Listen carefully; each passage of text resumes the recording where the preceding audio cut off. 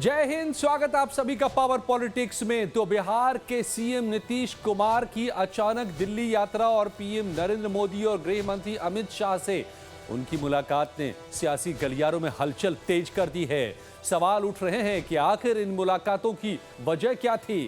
PM और गृह मंत्री से नीतीश कुमार की आखिर बातें क्या हुई, और इसके बारे में हम आपको बताएंगे। लेकिन पहले बता दें कि मुलाकात को लेकर के एक्स पोस्ट के जरिए जो जानकारी दी गई है वो इसमें बताया गया है कि बिहार में एनडीए की ऐतिहासिक जीत के बाद आज नई दिल्ली में माननीय मुख्यमंत्री श्री नीतीश कुमार जी ने देश के माननीय प्रधानमंत्री श्री नरेंद्र मोदी जी से सौजन्य मुलाकात की। इसके साथ ही केंद्रीय गृह एवं सहकारिता मंत्री श्री अमित शाह जी से भी मुख्यमंत्री जी ने भेंट की। इस दौरान बिहार के विकास और भविष्य की कार्य योजनाओं पर सार्थक चर्चा हुई। इस लाइन पर गौर कीजिएगा कि बात इतनी ही है या कुछ और भी हम करेंगे बात। इन दोनों ही अवसरों पर केंद्रीय मंत्री ललन सिंह और उप मुख्यमंत्री सम्राट चौधरी भी मौजूद रहे। तो ये तो आधिकारिक तौर पर जेडीयू की तरफ से बताया गया है पार्टी के एक्स मीडिया साइट पर, एक्स सोशल मीडिया पर। मगर इस मुलाकात के दौरान बिहार के मुख्यमंत्री और ललन सम्राट चौधरी भी रहे मौजूद, जेडीयू के नेता और केंद्रीय मंत्री ललन सिंह भी रहे मौजूद। असल में हिजाब विवाद के बीच नीतीश की इस यात्रा से चर्चा का बाजार गर्म हो गया है और खबर असल में यहां पर है। माना जा रहा है कि इस यात्रा के पीछे एक वजह नहीं बल्कि कई गंभीर कारण हो सकते हैं। लेकिन नीतीश कुमार की इस यात्रा के पीछे 3 बड़ी वजह मानी जा रही हैं। सबसे ज्यादा चर्चा हिजाब विवाद को लेकर माना जा रहा है। 15 दिसंबर 2025 को पटना में आयुष डॉक्टरों को नियुक्ति पत्र बांटने के दौरान नीतीश कुमार ने मंच पर एक मुस्लिम महिला डॉक्टर नुसरत परवीन का हिजाब हटाकर जो विवाद खड़ा किया था। इसके बाद कई विपक्षी दलों और मुस्लिम संगठनों ने इसे महिलाओं की गरिमा और धार्मिक स्वतंत्रता पर हमला बताया था। नीतीश के इस्तीफे और सार्वजनिक माफी की मांग को लेकर प्रदर्शन भी किए और कईयों ने तो नीतीश को अब पद पर रहने लायक नहीं बताया, कई विरोधी दलों के नेताओं ने। अब माना जा रहा है कि हो सकता है कि बीजेपी के शीर्ष नेतृत्व ने इस मुद्दे को लेकर नीतीश कुमार को दिल्ली तलब किया हो। क्यों बार बार नीतीश ऐसे बर्ताव करते हैं जिसकी वजह से एनडीए की फजीहत हो रही है। आने वाले चुनावों खास करके पश्चिम बंगाल पर इसका असर पड़ सकता है।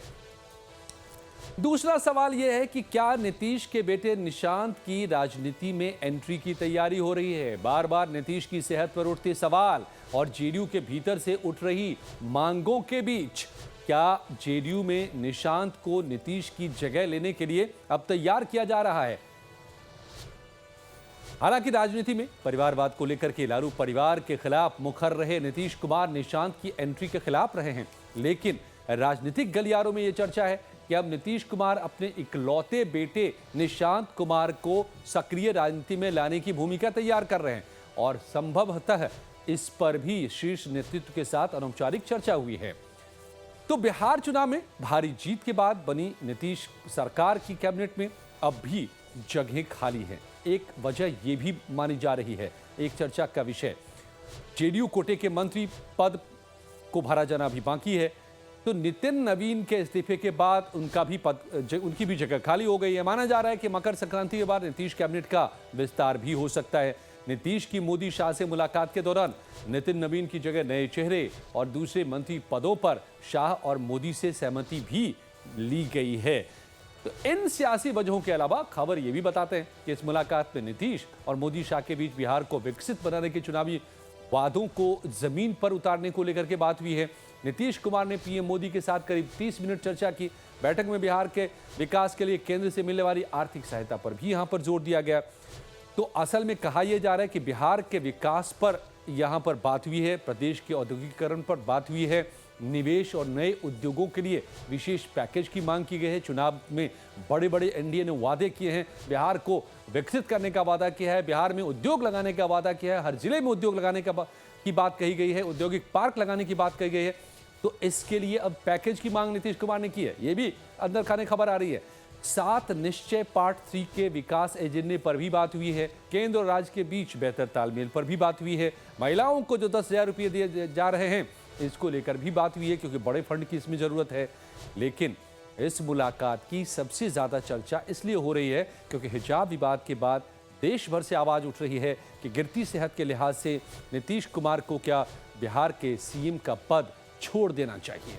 और बिहार में विपक्ष ने पहले भी इसको लेकर के लगातार निशाना साधा है। ऐसे में नीतीश के बेटे निशांत की एंट्री की चर्चा। अब पीएम गृह मंत्री से नीतीश की मुलाकात के बाद क्या बिहार की राजनीति में बड़े बदलाव आने वाले दिनों में देखे जा सकते हैं? इसे लेकर फिलहाल कयासों का बाजार जरूर गर्म हो उठा है।